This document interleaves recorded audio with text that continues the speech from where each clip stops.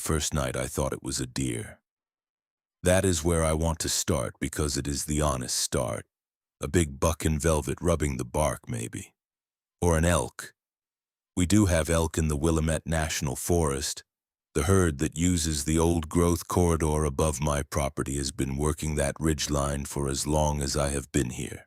Something with antlers and mass, working the timber edge the way deer and elk work timber edges at night. That was the category I reached for on the first night, and I held on to it for longer than I should have, which is a habit of mind I have since examined. The sound was not antler on bark. I know that sound well. The specific dry scrape of hardened antler against Douglas fir, the rhythm of a buck working velvet or establishing a rub line. What I was hearing from the ridge timber was different, heavier. The contact had a resonance to it that spoke of something being struck rather than something being rubbed, and the interval between strikes was regular in a way that animal behavior is not usually regular. But I told myself, dear, and I went to sleep, and in the morning I went up the ridge and found the tree. A large Douglas fir, old growth, maybe 4 feet at the breast height diameter. On the north-facing side, at approximately 8 feet from the ground, a section of bark had been struck hard enough to leave a fresh impact mark. Not a rub, not a scrape, a blunt impact that had compressed the outer bark and left a clear oval impression. Fresh cambium visible at the edges. The impact was at 8 feet, which I measured by standing next to the tree and extending my arm and falling well short of it.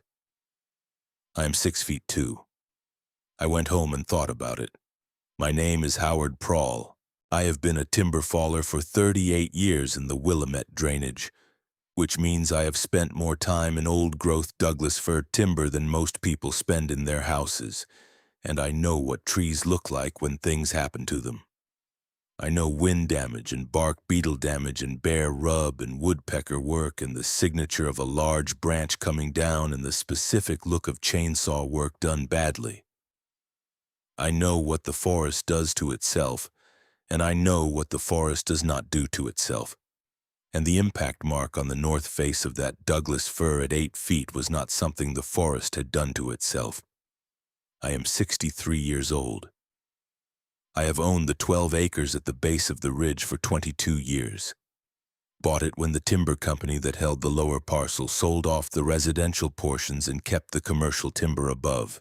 The house is a wood-framed structure I largely built myself over 3 years of weekends, which is a project that teaches you a great deal about materials and joinery and the specific weight of different species of wood. The ridge above the house is a mix of old-growth Douglas fir and western red cedar, with a creek drainage cutting through below, that holds water year-round and supports a narrow band of red alder and big-leaf maple along its banks. I walk that ridge most mornings. I know every tree on it by the familiarity of long acquaintance, not by name. My wife Sandra knows about all of this. I want to say that at the outset because Sandra is the reason I started keeping records, and the records are what make this account as precise as it is. When I came home from the ridge on the first morning and told her what I had found, she said, "Write it down." I said I would remember it. She said, "Write it down anyway, because if it happens again, you will want to have the first time in writing." That is Sandra. 31 years of marriage to a woman who is more methodical than I am has made me more methodical than I would otherwise be, which is a gift I did not fully appreciate until I needed it. I wrote it down. The second night, 6 days later, I heard the sound again, same location on the ridge, same time of night. Somewhere between 11 and midnight, I was not yet watching the clock because I was not yet treating this as a pattern. Same quality of impact, same regularity of interval. I lay in bed and listened, and this time I did not tell myself it was a deer. I told myself I did not know what it was, which is the more honest version of not knowing, and I got up and went to the window and looked at the ridge.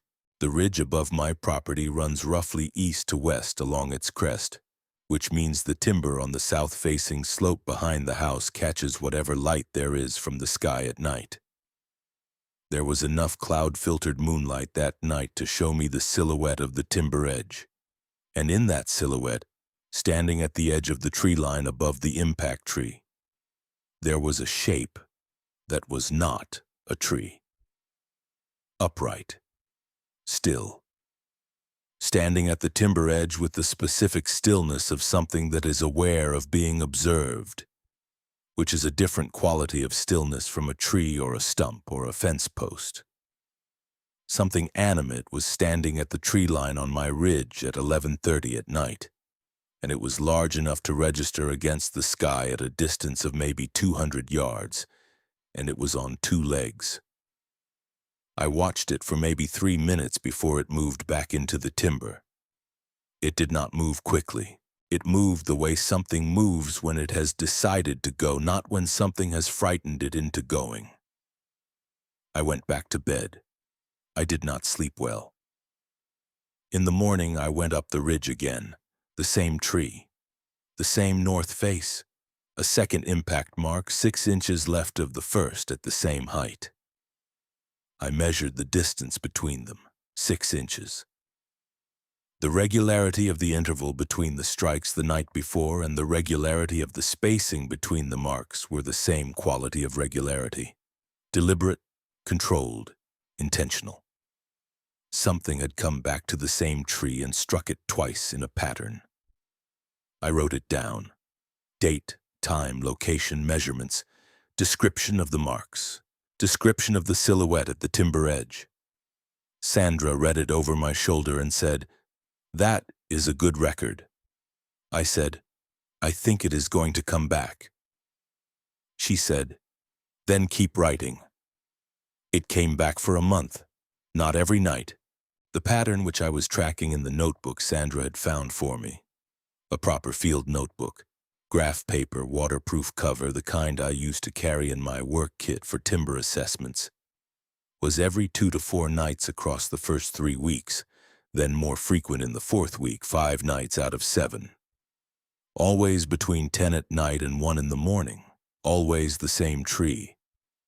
The impact marks accumulated on the north face until I had documented 14 separate strikes over 31 days, each one recorded with its date and its position relative to the others and its height, and the quality of the fresh cambium visible at the edges.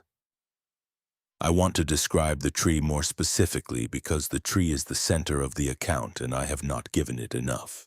It is a Douglas fir that I estimate at somewhere between 400 and 500 years old, based on the breast height diameter and the crown structure. Old enough that when I stand at its base and look up, the first branch is 30 feet above me and the crown is another 100 feet above that.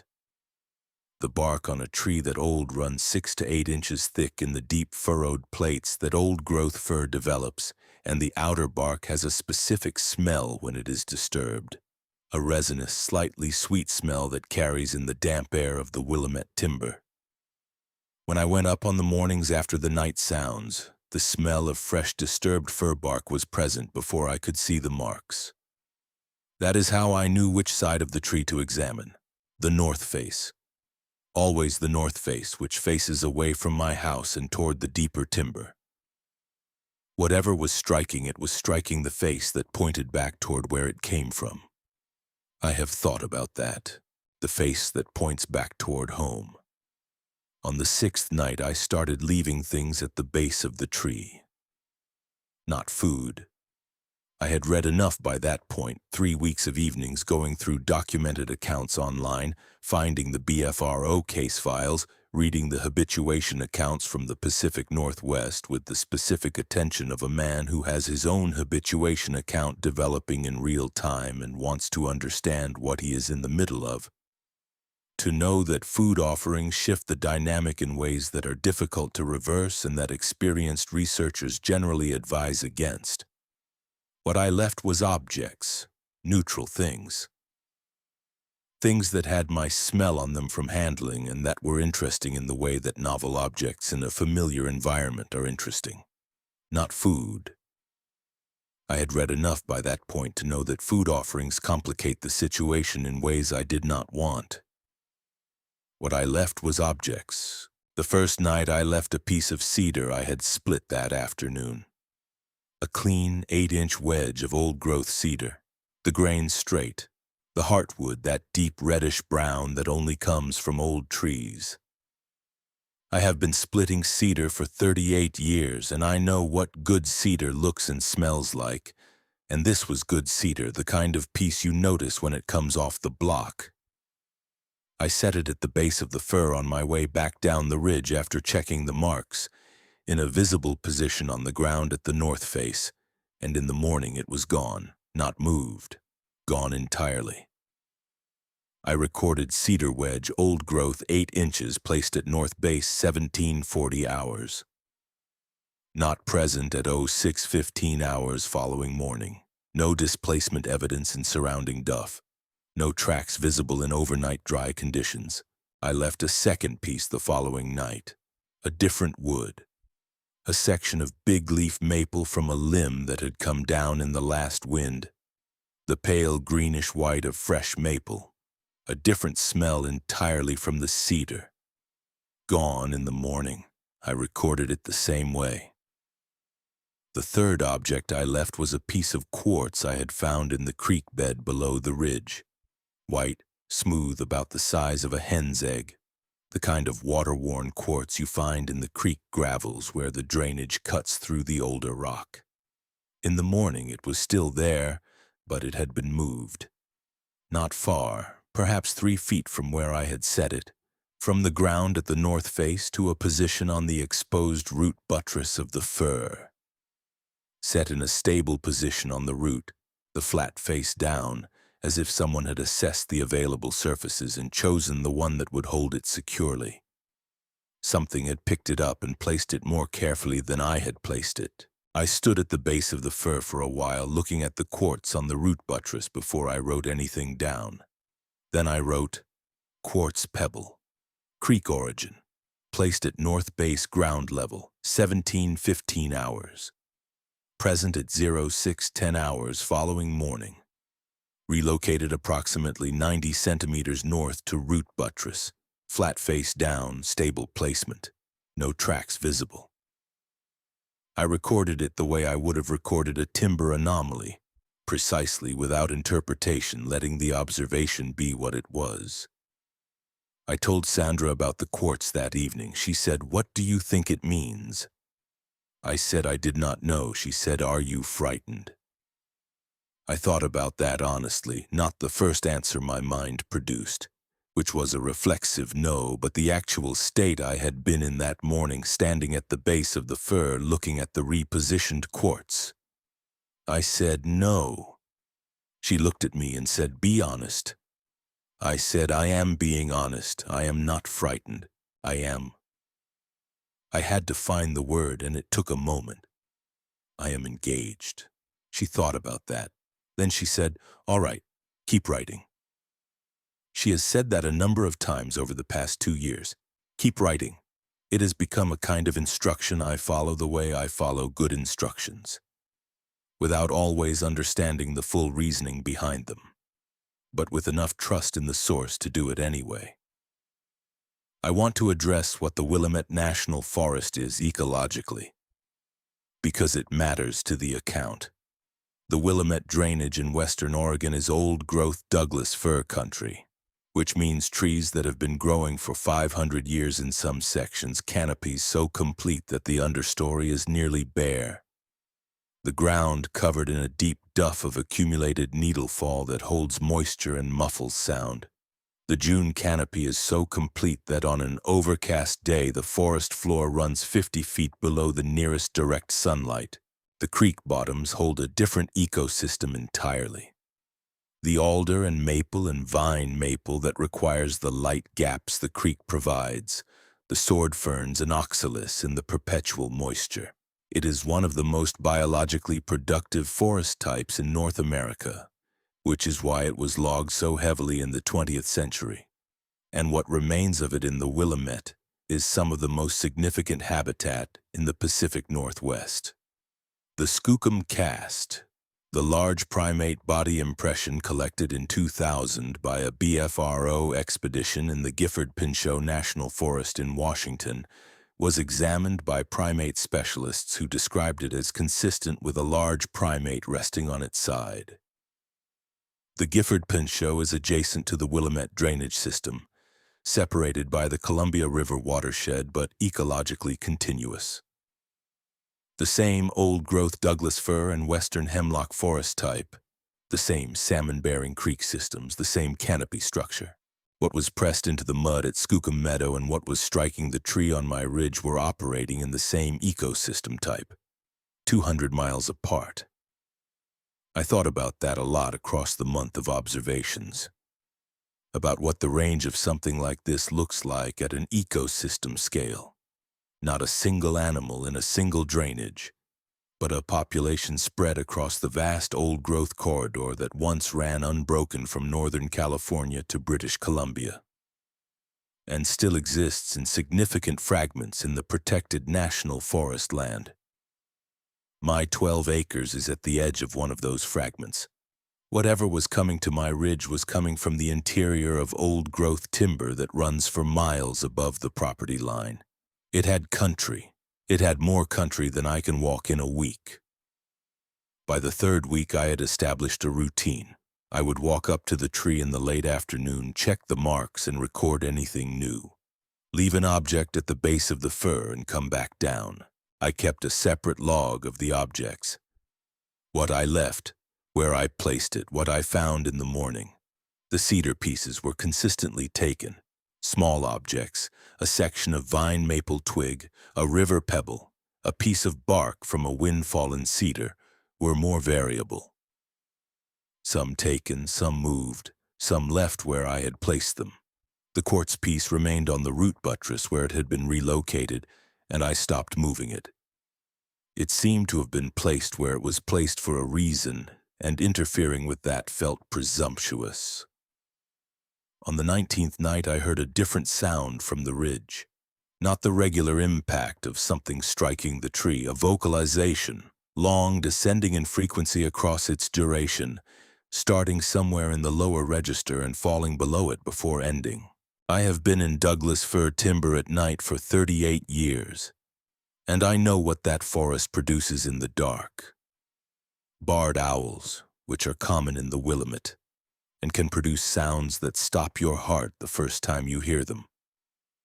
Coyote packs working the creek drainage, the occasional elk bugle in the rut season. What I heard on the 19th night was not any of those things. It was longer than a coyote call, had none of the harmonic overtone structure that makes an owl identifiable at distance, and had the resonance of something with a chest cavity significantly larger than any canid or felid in my working knowledge.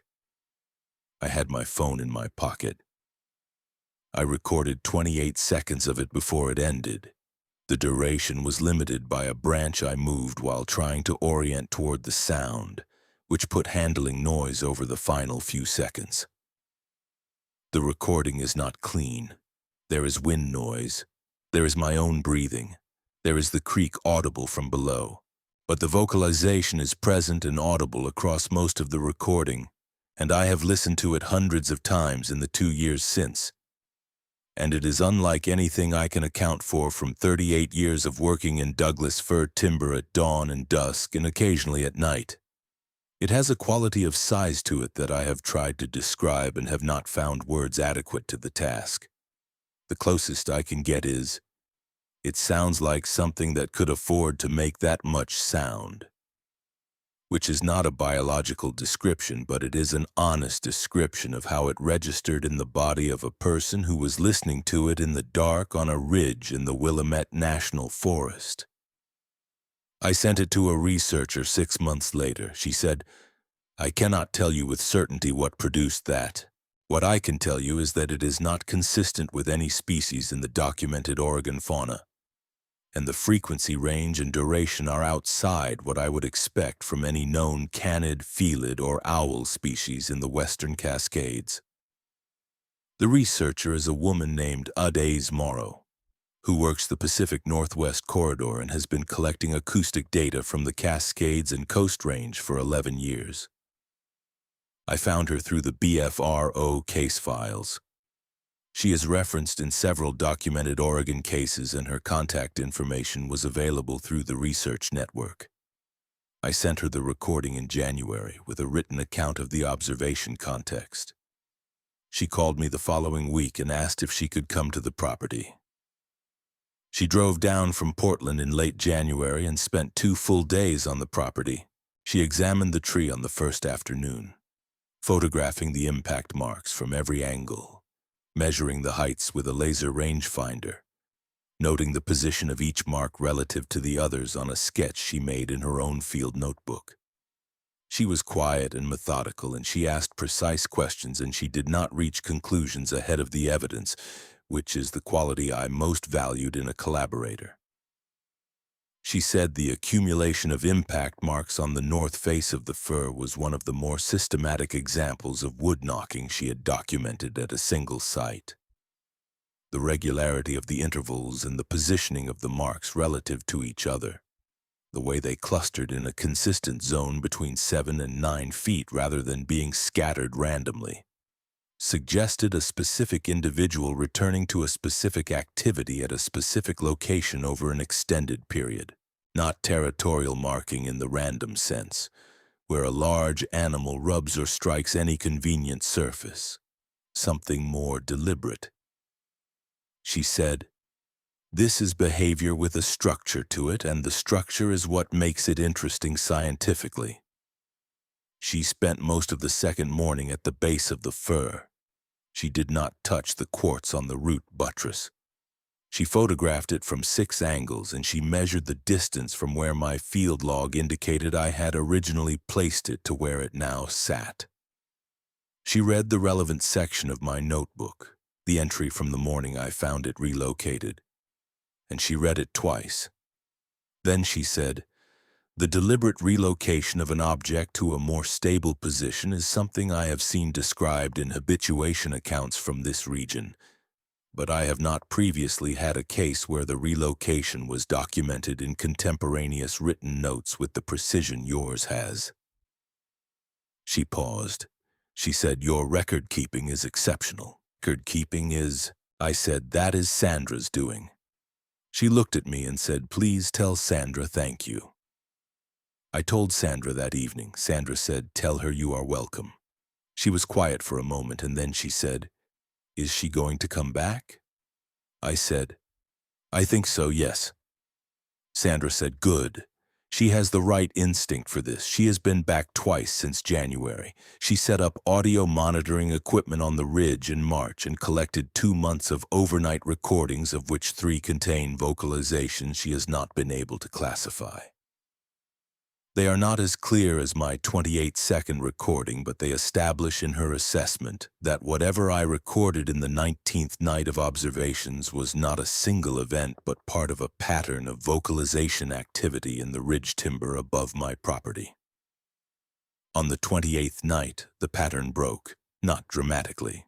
The impact sound came at the usual time, around 11:30, and then stopped after 4 strikes rather than the usual 8 to 12.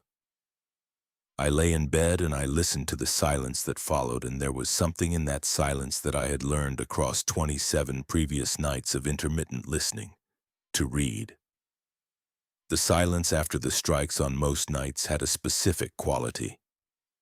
The quality of something having completed a task and moved away.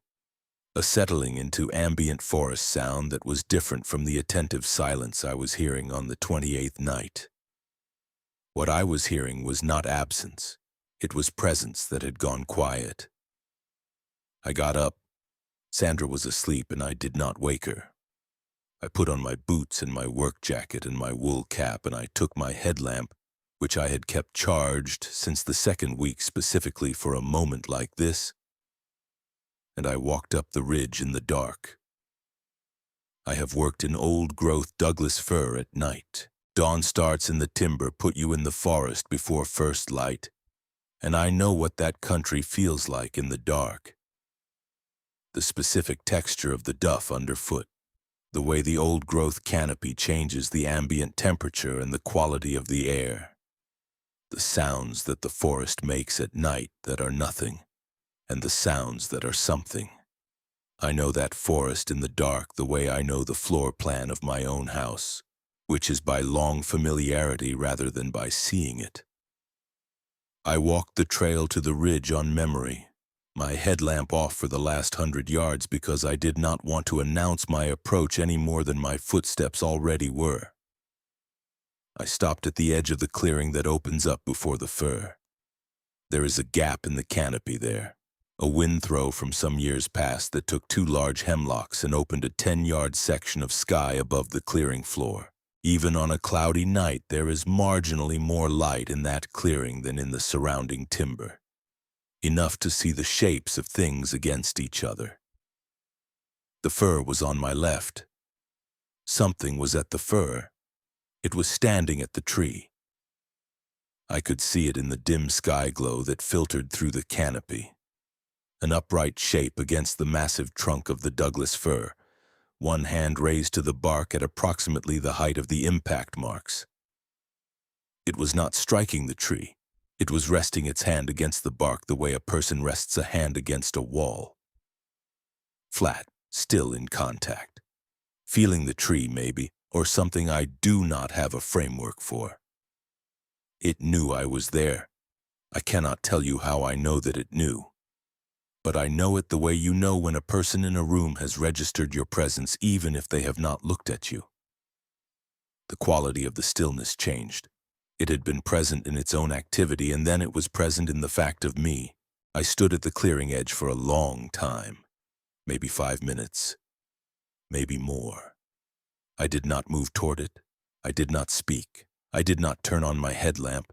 I stood in the dark at the clearing edge, and it stood at the tree with its hand on the bark, and we were both just there in the old-growth timber at whatever time it was on the 28th night. It lowered its hand.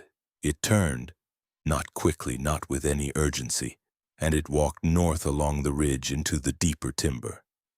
I watched it until the trees took it. I sat down on a root buttress at the edge of the clearing, and I stayed there for a while before I went back down to the house. Sandra was awake. She had heard me go out. She was sitting at the kitchen table with a cup of tea, and when I came in, she looked at my face and said, "You saw it." I said, "Yes." She said, "Are you all right?" I said, "Yes." She said, "Sit down and tell me." I sat down and I told her, all of it. The hand on the bark, the quality of the stillness, the slow turn, the walk into the timber. She listened without interrupting, which is what she does. And when I finished, she was quiet for a moment, and then she said, "What do you think it was doing at the tree?" I said. "I think it was doing what I have been doing. I think it was checking on things." She thought about that. Then she said, "That is an extraordinary thing to say." I said, "I know." She said, "Do you believe it?" I said, "I do not know how not to believe it given what I observed." She wrapped her hands around her teacup and she was quiet for a while, and then she said, "Well, keep writing." I have kept writing. The field notebook from the month of observations has been full for 2 years, and I am on a second one now, which contains the winter that followed and 2 subsequent springs of walking the ridge and checking the tree and leaving objects at its base. The impact marks on the north face have weathered but are still legible to someone who knows where to look. The quartz piece is still on the root buttress. I have not moved it, and nothing else has moved it. And I check it every morning when I walk the ridge the way I check everything else. Systematically, carefully writing down what I find. Sandra reads the notebook every few weeks. She does not make suggestions, which I have learned over 31 years of marriage means she trusts the process. She makes tea when I come back from the ridge on cold mornings and asks what I found and listens carefully to what I say, and occasionally points out something I have written that she thinks deserves more attention. In March, she read an entry and said, "You wrote that the bark at the impact height looked fresh again. Does that mean it came back?" I said, "I think so, yes." She said, write down that you think so. It is an interpretation, but it is your interpretation, and it is based on your experience, and it belongs in the record. I wrote it down. She also said on a different morning after reading an entry from the previous week, you have been doing this for 2 years and you still write found cedar gone as if it surprises you. I said, it still does, a little. She said, that is a good sign. The day it stops surprising you is the day you have stopped paying attention to it properly. I have tried to keep paying attention to it properly. The Sales First Nation of British Columbia have documented oral tradition of Saskats going back centuries before European contact, and their accounts place it specifically in old-growth forest, not a creature of the open country or the high alpine or the desert margins, but something native to the dense ancient timber of the Pacific coast. The old-growth Douglas fir on my ridge above the Willamette drainage is exactly that kind of timber. Trees that have been growing for 500 years. A canopy that has been continuous since before any European walked this country. Whatever has been coming to the fir on the north face of my ridge has been in this kind of timber for longer than my 12 acres has been my 12 acres. Longer than the county road that leads to it has been a road. Longer than any written record I have access to can account for. I am 63 years old. I have 38 years in this forest and 22 years living at its edge. I know this country well, and I know that what I know of it is partial and recent. Whatever uses the ridge above my house knows it in a way I have been approximating for 2 decades and have not finished learning and will not finish learning in whatever years I have remaining here. What I have been doing, one notebook entry at a time, is building a record of the intersection between my knowledge of this place and something else's knowledge of it. The record is incomplete because the subject is ongoing and I am still making it. I expect to keep making it for as long as I am able to walk up the ridge in the morning and check the base of the fir and write down what I find. The cedar I split this afternoon is on the root buttress next to the quartz. I set it there on my way back down the ridge, the way I always do now. Whether it will be there in the morning is something I will find out then. It usually is not. That is the part I have come to depend on. Not the sightings. The direct encounter was 1 night out of 700. Not the vocalization which I have on my phone and which Adaz has on her monitoring equipment and which neither of us can fully account for. Not even the hand on the bark in the clearing, which is the image I carry most clearly and which I expect to carry for the rest of my life.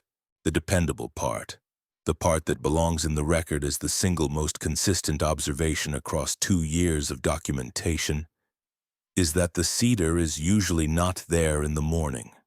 Something comes for it.